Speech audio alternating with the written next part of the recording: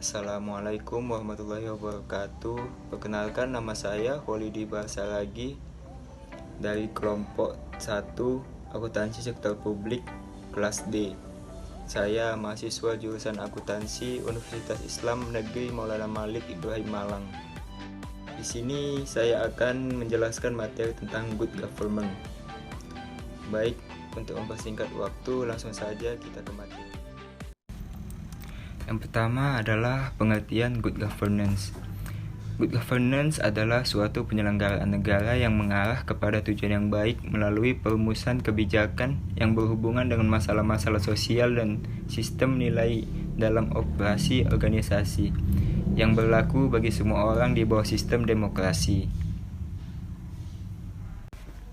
Baik, selanjutnya adalah prinsip-prinsip yang terdapat pada good governance.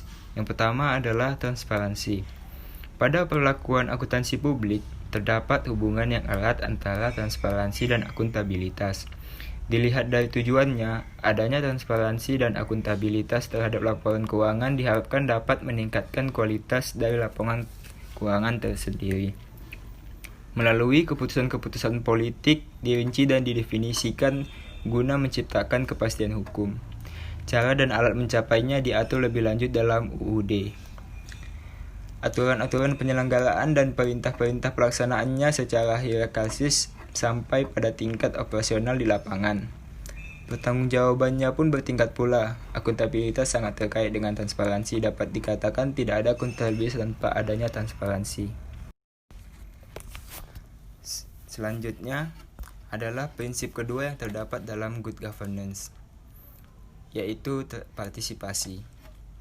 Partisipasi secara sederhana berarti adanya peran serta dalam suatu lingkungan kegiatan. Peran serta di sini menyangkut akan adanya proses antara dua atau lebih pihak yang ikut mempengaruhi satu sama lain, yang menyangkut pembuatan keputusan, rencana, ataupun kebijakan.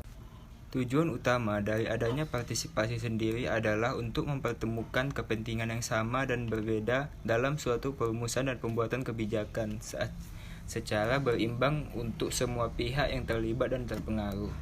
Keterlibatan masyarakat lebih kepada pengharapan akan tertampungnya berbagai aspirasi dan keluhan masyarakat mengenai pelayanan yang diberikan oleh birokrat selama ini.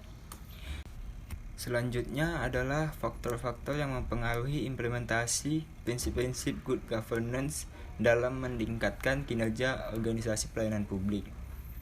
Ada 5. Yang pertama adalah kemampuan sumber daya manusia aparatur pemerintah yang sangat profesional. Yang kedua, tersedianya sarana dan prasarana yang memadai. Yang ketiga, tanggung jawab aparatur pemerintah sangat tinggi. Yang keempat, ketersediaan informasi publik yang sangat memadai. Dan yang kelima adalah aturan diberlakukan secara adil dan merata. Selanjutnya adalah karakteristik pemerintahan yang baik atau good governance. Yang pertama adalah partisipasi. Partisipasi maksudnya adalah semua warga masyarakat mempunyai suara dalam pengambilan keputusan, baik secara langsung maupun melalui lembaga-lembaga perwakilan sah yang mewakili kepentingan mereka. Yang kedua adalah aturan hukum. Tegaknya supremasi hukum artinya kerangka hukum harus adil dan diberlakukan tanpa pandang bulu, termasuk di dalamnya hukum-hukum yang menyangkut hak asasi manusia. Yang ketiga adalah transparansi. Transparansi dibangun atas dasar arus informasi yang bebas. Seluruh proses pemerintahan, lembaga-lembaga, dan informasi dapat diakses oleh pihak-pihak yang berkepentingan, dan informasi yang tersedia harus memadai agar dapat dimengerti dan dipantau.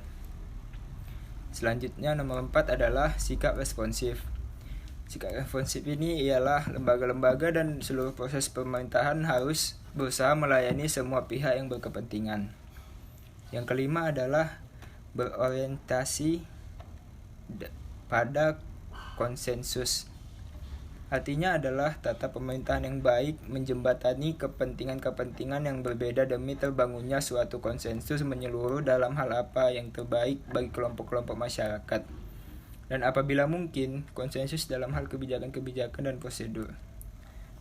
Selanjutnya yang keenam adalah ekuitas. Ekuitas merupakan istilah keuangan yang cukup sering didengar walau mungkin terasa asing bagi beberapa orang. Ekuitas merupakan salah satu komponen yang digunakan dalam analisis keuangan. Nah, untuk yang ingin memahami lebih lanjut mengenai definisi ekuitas adalah istilah akuntansi yang dapat diartikan menjadi selisih nilai antara nilai aset dengan liabilitas. Dengan kata lain, ekuitas merupakan hak residual yang dimiliki atas aset perusahaan setelah dikurangi dengan liabilitas.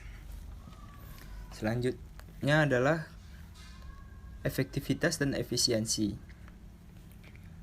Efektivitas dan efisiensi artinya adalah proses-proses pemerintahan dan lembaga-lembaga yang membuahkan hasil sesuai kebutuhan warga masyarakat dengan menggunakan sumber daya yang ada seoptimal mungkin. Selanjutnya adalah akuntabilitas. Artinya, para pengambil keputusan di pemerintahan, sekitar swasta, dan organisasi-organisasi masyarakat bertanggung jawab baik kepada masyarakat maupun kepada lembaga-lembaga yang berkepentingan. Bentuk pertanggungjawab tersebut berbeda satu dengan yang lainnya, tergantung dari jenis organisasi yang bersangkutan. Selanjutnya, yang terakhir adalah visi strategis. Artinya para pemimpin dan masyarakat memiliki perspektif yang luas dan jauh ke depan atas tata pemerintahan yang baik dan pembangunan manusia, serta kepekaan akan apa saja yang dibutuhkan untuk mewujudkan perkembangan tersebut. Mereka juga memiliki pemahaman atas kompleksitas kesejarahan, budaya, dan sosial yang menjadi dasar bagi perspektif tersebut. Selanjutnya kita akan membahas pandangan Islam terhadap good governance. Islam sangat menyadari pentingnya birokrasi yang handal dan terpercaya untuk menegakkan pemerintahan yang baik atau good governance. Dengan cara yaitu Allah Subhanahu wa taala melarang kita untuk menerima suap. Allah Subhanahu wa taala berfirman pada surat Al-Baqarah ayat 188. Allah mengatakan, "Janganlah ada sebagian kalian makan harta benda yang sebagian lainnya dengan jalan batil. Dan janganlah menggunakannya sebagai umpan atau untuk menyuap para hakim dengan maksud agar kalian tidak dapat makan harta orang lain dengan jalan dosa. Padahal kalian mengetahui." Sekian penjelasan kita tentang good governance. Kurang lebih mohon maaf. Saya ucapkan Assalamualaikum warahmatullahi wabarakatuh.